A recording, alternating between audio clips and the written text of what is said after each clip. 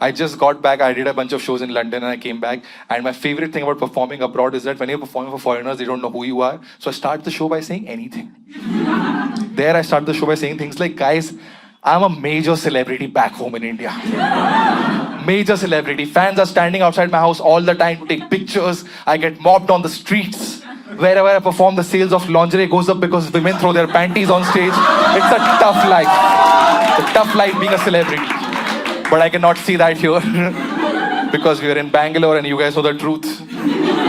And much as I hate to admit it, let me tell you something. I am what I like to call mildly popular.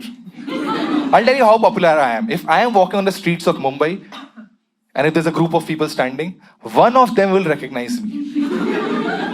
But then the rest of them will judge him for recognizing me. This happened in London, true story. I was walking around in London one morning and one Indian student saw me, recognized me. Couldn't believe it. Like, Sapan Verma, is that you? I'm like, yeah, bro. He's like, what are you doing here? I said, dude, I'm performing here. He's like, oh, I had no idea that you have a show. I said, dude, I have a show tonight. Some tickets are left. You want to come? He says, no, I'm good.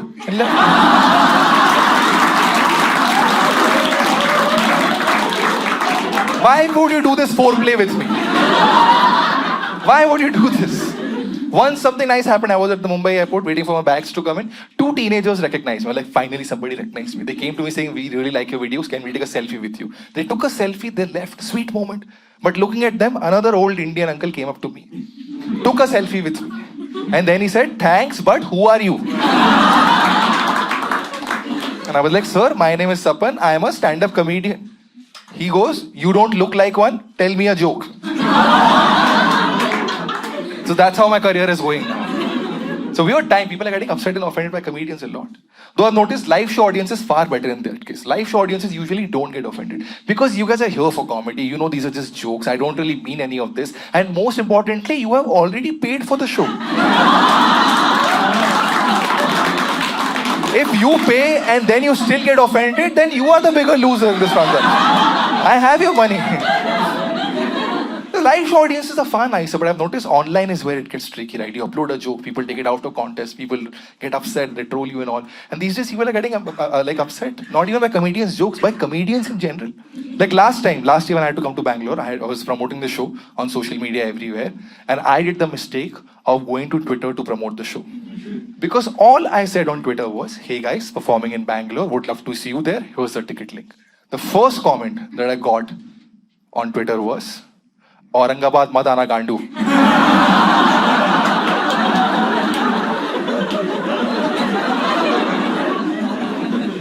I was like, bro, wo raste mein bhi nahi hai yaar. So now I don't post any good jokes on Twitter. But I still have an active Twitter account with a lot of followers. Most of them just angry, anonymous trolls. So now just to mess with them, I go to Twitter only to post the most horrible, rejected jokes. Like I posted one many years ago. It's really bad. I'm warning you guys, it's really bad. I posted one saying, what do you call the Russian president when he's taking too long in the bathroom? Vladimir Putin. Your response is absolutely valid.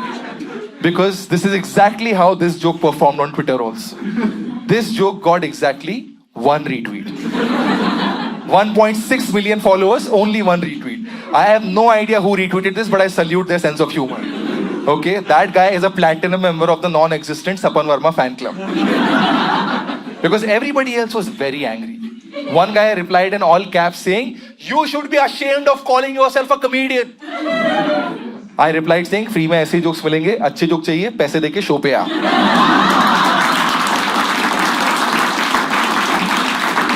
But it is a weird time, you know, to be a comic. And it's unfortunate, but this is a protocol that a lot of comedians have started following for the last 5-6 years now, where now we actually have lawyers who approve our jokes before we upload them online. I write my jokes and I send it to my lawyer first. He reads them, calls me back saying, bro, it's damn funny, don't upload it. Here's what happens. I write my jokes in a Microsoft Word document.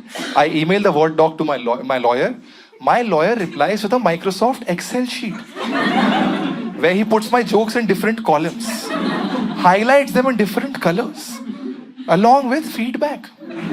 Like he highlighted some jokes in yellow saying these are medium risk jokes. Some in red saying these are high risk jokes.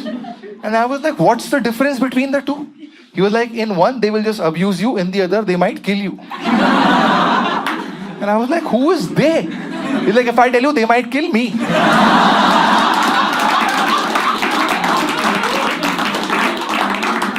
Last week, I sent my new jokes to my lawyer. Again, he called back saying, don't upload this. I was like, what's wrong with this one? It's not political, it's not controversial, it's not offensive. He was like, yeah, bro, but it's also not that funny.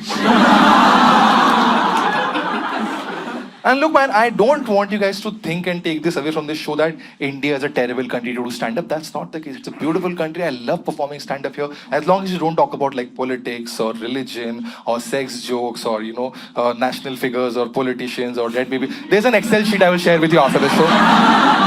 Couple of topics are there. If you don't touch them, you're fine. You can do comedy every day. And this whole thing of comedians, going to jail and getting FIRs is an extreme case. It does not happen every day. On daily basis, sometimes really stupid things also happen. Like this happened with me 5 years ago. It's a true story. 5 years ago, I had tweeted something against a political party. And they got really upset. And they wanted to mess with me. So here's what they did. They started circulating a fake news on the internet saying comedian Sapan Verma uses laugh gas in his comedy shows. I would never do that to you guys, okay? I would never throw laugh gas to make you guys laugh. I'm a professional comic. I've been doing this for 12, 13 years, all right? You guys are laughing because you like comedy, not because of any gas in the room right now. I don't need any laugh gas. Don't laugh so much now. It looks like this is actually laughing.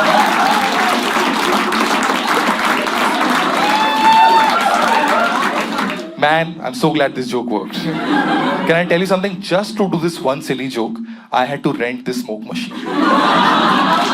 I have paid 2,000 rupees for this one joke. Can I tell you something else? Every time I have to perform this joke in a comedy club, we have to turn off the fire safety alarms of the room. So when the organizers asked me saying, Sapan, do you really care about your audience's safety or do you want to crack one lame joke? You know what I went ahead with. But the main reason, there's not a single political or controversial joke in my show so far. The main reason is because of this one incident that happened in my life about 10 years ago that really, really freaked me out about doing any kind of edgy political comedy in this country. And I'll tell you that story. 10 years ago, I was a part of a comedy collective group called East India Comedy. Me and a bunch of comedians, we used to perform together, we used to tour together, we used to make YouTube videos together.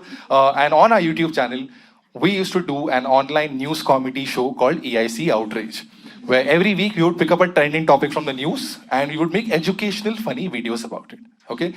Basically, it was a very niche show, because at that time we were talking to a very specific audience. YouTube watching, comedy loving, English speaking audience. The tagline of the show should have been of the privileged, by the privileged, for the privileged. Okay? But we really enjoyed doing that show because here's the thing, we were new into comedy and we were very, very influenced and inspired by all these comedians of the West like Hassan Minhaj, Trevor Noah, John Oliver, Jon Stewart. All these guys have had their late night news comedy shows in America and UK, right? We used to watch these guys and be like, man, we want to be like these guys. Not realizing that they live in America. We live in India. The laws and the emotions both work very differently in both the countries. But here's the thing, I was very young, I was 24, I was naive, and I was just 2-3 years into the scene, I had no depth in me, I had no big ambition. All I was chasing was that I wanted to become a big, famous, viral comedian. That's all that I was chasing. And there were no lawyers approving jokes that time. You could say whatever you wanted. And that's when this one incident happened.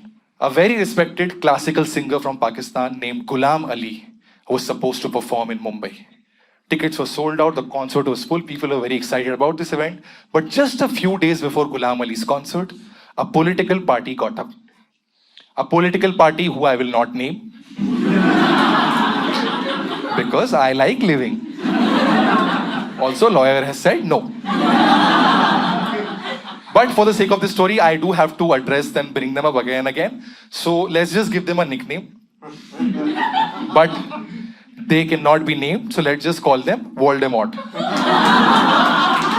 Works. They who must not be named, Voldemort works for everybody. So just a few days before Ghulam Ali's concert, Voldemort got up and they were like, how can this happen? How can a singer from Pakistan perform in India when there's so much tension at the India-Pakistan border? They went on the streets, they protested, and the concert was cancelled, and Ghulam Ali was sent back to Pakistan overnight. This became a big news topic all over national TV, all over newspapers. A lot of Indians were like, man, this is not right the way we dealt with this. He's a respectable artist. We need to forget this India-Pakistan divide. We should have been more sensitive about this whole thing. But a lot of people also supporting Voldemort, saying, great that you did it. Great. How can he perform in India? How can an artist from Pakistan perform and make money in India when soldiers are dying at the border? Big heated debate across the country. Me being 24 and looking for popularity, I thought this is a great time to make a hot, sensational video about this topic and become viral on the internet. Please do not judge me, I was just 24. I think you're allowed to do stupid things till you're 25. So in the heat of the moment, in the next 24 hours, I wrote a full 5-page script about this issue. No research, full of emo sentimental dialogues. Saying anything, saying things like, as an artist, I feel bad for a fellow artist. Arts and politics should not be mixed. That was not even my own. Picked it up from BuzzFeed.com. I don't agree with this. I condemn Voldemort. I stand with Ghulam Ali ji. And look guys, it's been almost 10 years. So I want to come fully clean, and I want you to promise me you will not judge me for what I'm about to say next. But till date, I don't really know what Ghulam Ali does. Don't judge me, I was 24. You're allowed to be stupid till you're 25. I just thought he's a big singer from Pakistan. Plus there is an Ali in his name, so must be a good singer. Let's make a video about it. That's the rule of the music industry, by the way. If you have an Ali in your name, you become a good singer. I can prove it to you. Rahat Fateh Ali Khan. Ali. Lucky Ali. Ali. Javed Ali. Ila Arun. Reverse Ali.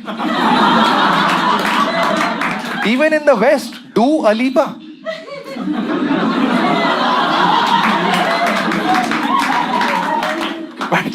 But I wrote this full 5-page script. Next morning, we put our money into renting a studio, hiring cameras, finding a director, shot this video, edited this video on a Wednesday morning, 11 a.m., released this video on YouTube. Now again, honesty time, release is too fancy a term for a YouTube video. Movies get released, YouTube videos get uploaded. Nothing glamorous about uploading a YouTube video. You are only doing everything on back end, writing the title of the video, description of the video, thumbnail. You have to enter all the right hashtags so that your video reaches the right people. So I'm entering all the correct hashtags like EIC outrage, Ghulam Ali, Sapan Verma, India, Pakistan. But I also want more views, so I'm entering hashtags like Trevor Noah, Hassan Minaj, Veer Das, Zakir Khan. Whatever gets me views, right? I'm entering more hashtags like Mia Khalifa 4K, Sunny Leone 8K. It's all about the views, all right? Again, don't judge me, I'm 24. You're allowed to be stupid till you're 25. So anyway, on a Wednesday morning, 11 a.m., I upload this video on YouTube, and the video starts doing really well. People are loving it. People are commenting, saying, Sapan, thank you for voicing your opinion. We agree with you. You're so right. Arts and politics should not be mixed. We should have dealt with this better. Thank you. We're going to share this video. Twitter, it's getting all the retweets possible, getting hundreds of comments. My comedian colleagues are texting me saying, bro, what a nice video. Well done. And I am enjoying my life.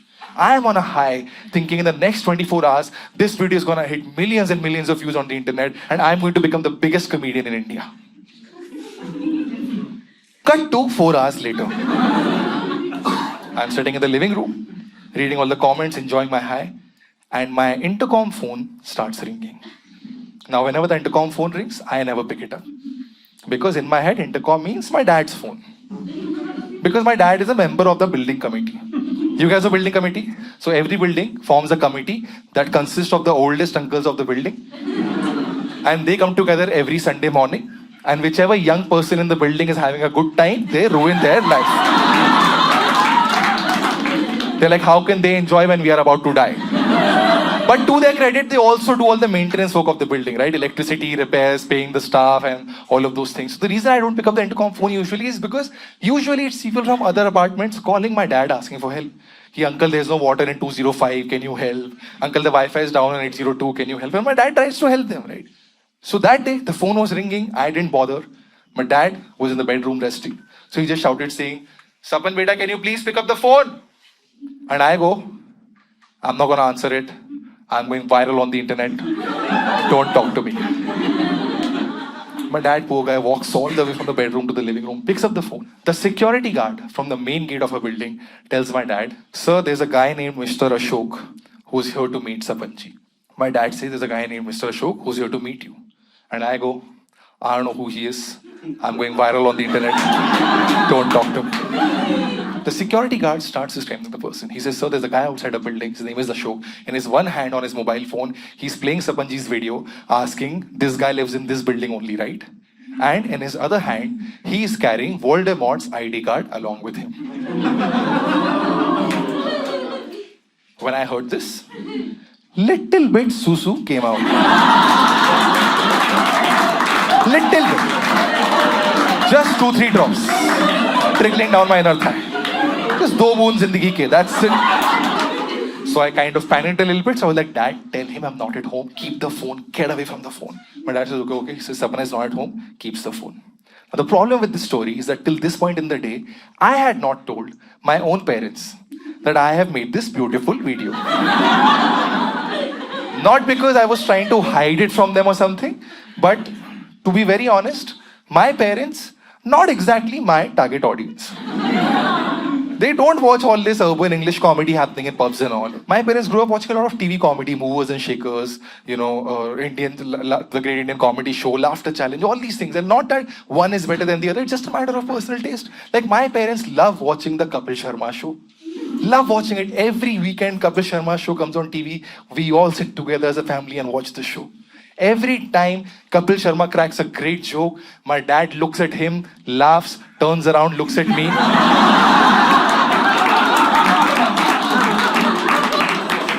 Does not say a single word, but I know what he's thinking. I'll give you another example of how simple my parents are. The first time ever that my parents came to watch me do stand-up live was in the year 2012. I was like 6 or 8 months into doing comedy. I had a small rooftop pub show in Mumbai for about 50-60 odd people. My parents are coming to see me do this for the first time. Obviously, I was nervous, right? The show went really well. Really well. We reached home. I asked my mom, Mummy, show kaisa laga? This is the only one line she said. She said, वहाँ पे बहुत सारी लड़कियाँ cigarette P रही थी. But you can't blame them, right? They didn't know better. They didn't know better. Now they know what I do. They follow everything. But that time they didn't know. And that's why I did not tell them about this Ghulam Ali video. But that day, at that point, I had to tell them everything because as I said, Susu was already out. So my mom, dad sat me down. And my dad was like, what have you done? Why is this guy here? Tell me everything. And I panicked, so I confessed. I was like, Mom, Dad, I made a video about this guy, Ghulam Ali. He's a good singer, there's an Ali in his name. And I said, whatever happened is wrong, and I stand with Ghulam Ali ji, and I condemn Voldemort. And the minute I said this, my parents got so angry. So angry. And here's something I've noticed about Indian parents, that usually Indian parents get angry at 3 levels. Level 1 is when they're so angry, they scream at you. Level 2 is when they're so angry, they can beat you up. But level 3 is when they get so angry that they give up on you and start blaming each other for everything.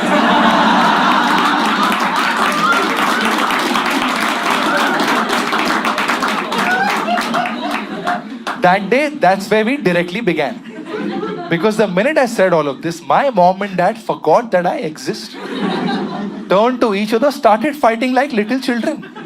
My mom is like, I told you we should have not let him come to Mumbai, it's your fault. My dad is like, I told you we should have not let him do comedy, it's your fault. My mom is like, I told you we should have used a contraceptive that night, it's your fault. I'm like, hello. Hello, I'm right here, my eyes are up here, what is going on? They don't care, they're fighting like little children. While they're fighting, the intercom phone starts ringing for the second time. My dad says, Sapan, go pick up the phone. I'm like, I'm not gonna pick it up. He's like, why? Because you think you're going viral on the internet. I'm like, no, because I'm really scared, Papa, I can't do this. Papa, please, Papa, you're the man of the house, please, please, please. My dad goes, picks up the phone. This time, Ashok himself is on the line. He has taken the phone from the security guard and he's talking to my father directly.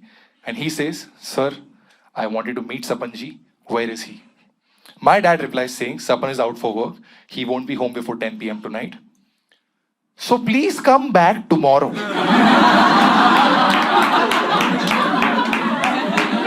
Why the fuck would you say, please come back tomorrow to a guy who's possibly here to kill me? What do you mean, please come? Like, we are going to have one last supper together tonight. Why would you do that? I was so angry with my dad. But the problem is, there was no time to argue. Because when my dad said, Sapan won't be home before 10 p.m. tonight, Ashok replied saying, कोई बात नहीं sir, मैं बाहर इंतजार कर लेता हूँ, क्योंकि मामला थोड़ा अर्जेंट है. When I heard this, two things happened.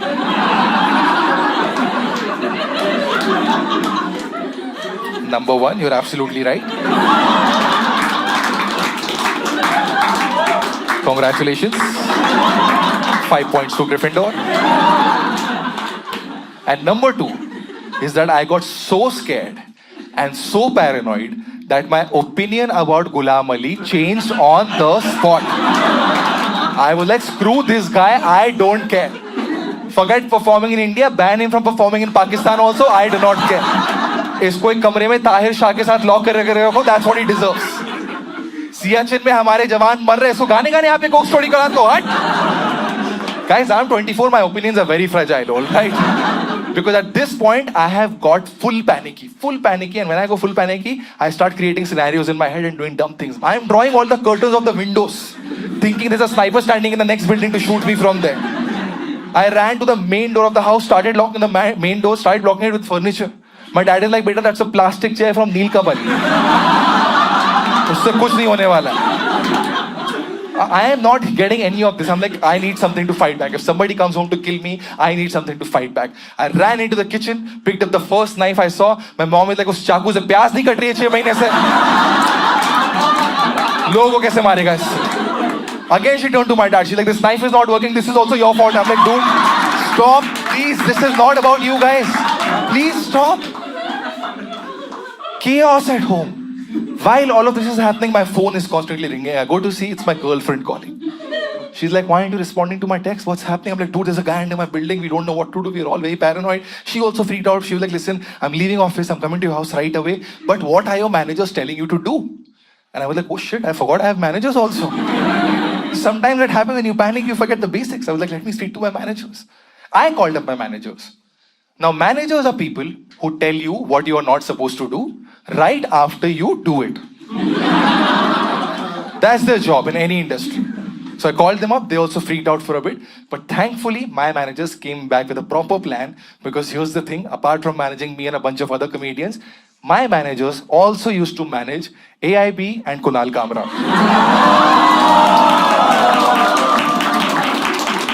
So not their first rodeo is what I'm saying.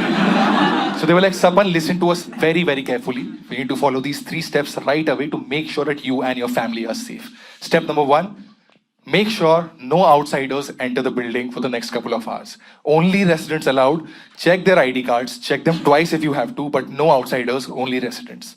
Step number 2, we are going to hire some bodyguards. Send them over to your house. They will stand overnight and protect you and your family. The only problem is that the security agency that we work with is based in Lower Parel, which is South Mumbai. You live in Goregaon, which is western suburbs. That's about 24-25 kilometers of distance. So if they leave right now, accounting for evening traffic plus Mumbai monsoon, they'll be there by day after tomorrow. So let's do this. Instead of sending 2 bodyguards, we'll send 4 bodyguards. Because it's easier to lift a dead body with 4 people. But they're leaving right away. And step number 3, the most crucial step, Sapan. Let's try to find a lawyer who can watch your video and tell us what is it exactly that you have said that can put you in legal trouble or put you in jail. There's no time to think, just execute this. I panic, but there's no time to think. My dad takes charge. He's like, listen, step 1, no outsiders allowed. I am a building committee member. I know everybody. I will go down and do this. I will tell the security guard to check ID cards at the main gate. I will stand near the lift and check them again personally. Now here I want to take a second to say that I've been saying the word security guard again and again. But I used to live in a very basic ass middle class building in Goregaon. There's no real fancy security there. Okay, a lot of these new buildings in Mumbai, Delhi, Bangalore have too much security now. You've seen the new buildings, right? Extra fancy. You enter, you feel like you're entering US consulate for a visa interview. Full bag scan, body scan, rectum scan, fingerprint is going, OTP is coming, blood group is going. Proper details. To enter these buildings, you need proper details like wing number, flat number, person's name. To enter my middle class building in Goregaon, all you need is confidence. You walk in with full swag, nobody will stop you. So I was arguing with my dad. My dad said, no, I still believe in the security guard. He's been with us for 7 years. Don't worry, he will check the ID cards there. I will check it here. You stay up, stay safe. Feeling bad also that my dad, a senior citizen, has to do this for me. But there's no time to think. The bodyguards have left. They're on their way. My managers find a lawyer who decides to help us.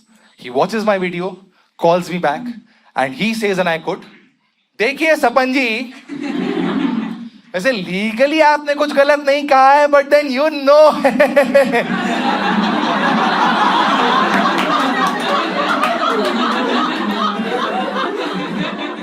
I'm like, no sir, what do you mean? What do you mean? He's like, India में रह के आप politicians के खिलाफ बातें बोल रहे हैं, तो then you know what all can happen. And here's the thing, we all have this inherent fear in us now, but that time it was not the case. I was young, I was being naive, okay, I was trying to be righteous, I couldn't take this shit, so I gave it back to this guy. I was like, sir, how can you say this? India is a democracy, I'm an Indian citizen, I have full right to express my opinion. I don't think what I said is wrong, and if I cannot even express my opinion on a mere YouTube video, then this democracy is a bloody joke. I thought I had killed it with this speech. Standing ovation, panties on stage. Beer Biceps podcast next. I was ready for this. But this lawyer did not give a single fuck. He heard all of this and said, Sapan ji, आप समझ नहीं रहे, मैं आपको एक example देता हूँ. Imagine tomorrow you leave your house to do your comedy show. अब imagine करिए आप फुटपाथ पे खड़े हैं waiting for your Uber to show up. अब इमेजिन करिए एक बड़ा सा ट्रक आता है और आपको उड़ा के ही ले जाता है. Okay sir, I know exactly what you mean. I know exactly what you mean. I am so sorry I didn't understand earlier, but that example was very clear and very visual. A great storytelling, by the way. You should go to Beer Biceps. But please tell me what I should do. I'll do anything you want because I don't want to meet any trucks in the near future. That is not on my vision board. He says, look man, we don't know who this guy is, where he's from, what he wants. The bodyguards are about to reach there. They will frisk him, they will interrogate him, they will stand overnight and protect you and your family. But Sapan Verma, you need to understand something. आप India में रह रहे हो, America में नहीं. You cannot go around saying these harsh things and strong opinions about such sensitive issues. You are 24. Do you even understand the gravity of the situation? India and Pakistan are involved. Hindus and Muslims are involved. Local political parties are involved. It's a very serious issue. You can't just go around saying these things. We can take care of this one guy who's under your building right now. But you are a public figure. You are out every night performing at random places. If anything happens to you, nobody can take responsibility of that. So if you want to listen to me, stop doing this bullshit in the name of political comedy. Find something better to do and delete this video. Delete this video so that nobody else watches this and gets upset and offended by this. And he hangs up the phone. It does freak me out. I don't know what to do. So I open YouTube to see should I delete the video. The minute I open YouTube, I see that in the last 1 hour, my YouTube video has crossed 100,000 views. 250 comments. I have gained 7,000 new followers. So in my head, I'm like, do I need to It's doing well. I mean, just 24 hours and I am the next couple. Come on. And that's when it happens again. The intercom phone started ringing for the 3rd time. And now my dad is also not there to handle this situation. And that's where something just happens to me and I just completely break down. Because so far I was running on this autopilot, execute. But that's when it suddenly hit me that, dude, there's a guy under my building for a joke I made. I live with my old parents. Anything can happen to any of us. When did it get to this point? I started doing comedy because I like cracking jokes. I like seeing people laugh. That's it. There was no agenda in my comedy. Still isn't. When did it come to a point that lawyers and bodyguards are involved? That we have to think so much. And that's when I realized, like, you know what? It's not worth it. It's not worth doing political comedy or edgy comedy in this country. Forget it. I'll find something else to do. I just want to make people laugh. You know what? I'm going to delete this video. Fuck it. Fuck my career. Fuck this video. I'm going to delete this video. And then I'm going to pick up this phone and apologize to a show. Beg, plead, cry, whatever it takes. Just to diffuse the situation so that my family can be safe. I don't want this on them. So I open my laptop again. I go to YouTube backend. I delete the video. 100,000 views gone. 250 comments gone. Everything gone. The phone is still ringing. I go to the living room. I don't know what to say to this guy. My hands are shivering. I'm sweating. I pick up the phone. Before Ashok can even say hi or hello, I'm like, sorry sir, please forgive me sir. I'm innocent sir. Sir, East or West India is the best sir. Please sir. Sir, Ghulam Ali sucks sir. Anu Malik rocks sir. Sir, please. Please, I'll do anything you want, sir. उस side से आवाज आती है, actually there's no water in 204, can Verma answer? I'm like, चुप कुत्ते, हट! Who calls for water at 4 o'clock, यार? Tissue paper use कर लेना एक दिन साले. Wasted my time for no reason. 30 minutes go by, 40 minutes go by, there is no update from anywhere. Nothing to do. I'm checking Twitter. People are now writing back to me saying, hey, the link is not working. The video's been taken down. What's happening? My lawyers told me don't reply to anyone for legal reasons. But while I'm scrolling through Twitter, I come across this one tweet addressed to me from an ID called Ashok_Mumbaikar 22. And it says, hello, sir. Standing under your building. Can't wait to meet you. ... smiley face. And I couldn't believe it, dude. I'm like, holy shit, this guy's following me everywhere. I didn't know what to do. I started crying. I felt so claustrophobic in my own house. I called up my lawyers, my managers. They were like, don't do anything stupid. Just stay locked up. The bodyguards are just reaching. I didn't know what to do. I just kept on looking at this tweet. I had nothing to do, so I clicked on his profile. And that's where things got interesting. Because his Twitter bio read, 22. Video game addict. Stand-up comedy lover. I went through his tweets and I realized that over the last 4 years, this guy has retweeted every single tweet of mine. He had retweeted Vladimir Putin.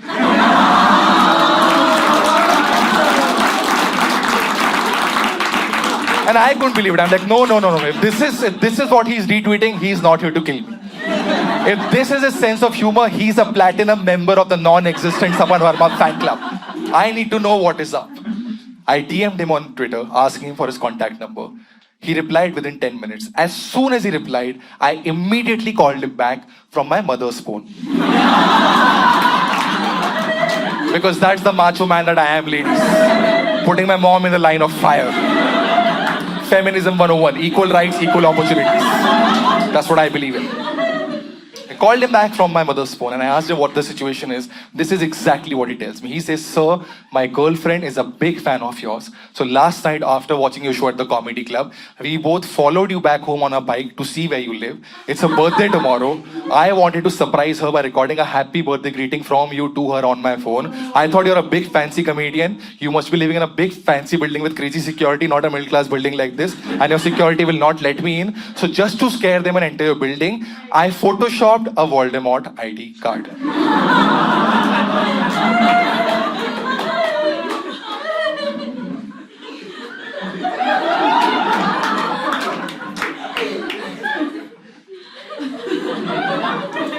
Do you know how much it hurt my ego? That not only did I delete my video and ruin my career for this one idiot, but then he also went on to call me and my building cheap and middle class.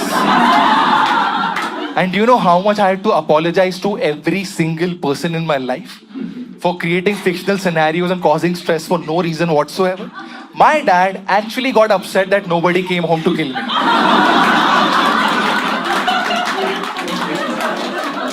I went down to call him. He's like, what, nobody's coming home or what? I said, no dad, nobody's coming, let's go. He's like, this is the problem, beta, you're not Kapil Sharma level, that's why they're not coming after you. He started lecturing me in the middle of the building.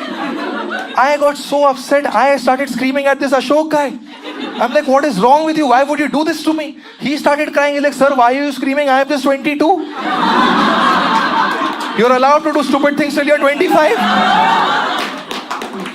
My girlfriend showed up. She was so scared. I was like, let me pacify her. She was like, what happened? I was like, babe, don't worry. One fan girl followed me last night. She's like, who are these girls who are following you home? She started arguing with me. My mom came down. She saw. She's like, 1 second, you have a girlfriend? क्या ये भी cigarette पीती है comedy shows के बीच में क्या चल रहा है? Everybody has gone crazy in my family, fighting in the middle of the building. Everybody is watching us. This is the most embarrassing scene of my life. Everybody is arguing with each other, and just when I thought it can't get any worse, a black van enters a building. 4 bodyguards get out.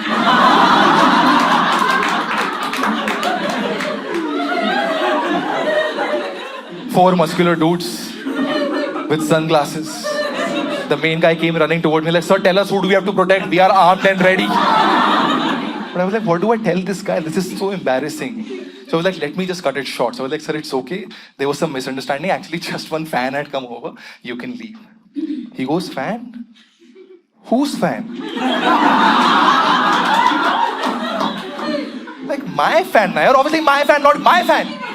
He's like, acha, but who are you? And I'm like, sir, my name is Sapan. I am a stand-up comedian. And he goes, you don't look like one? Tell me a joke.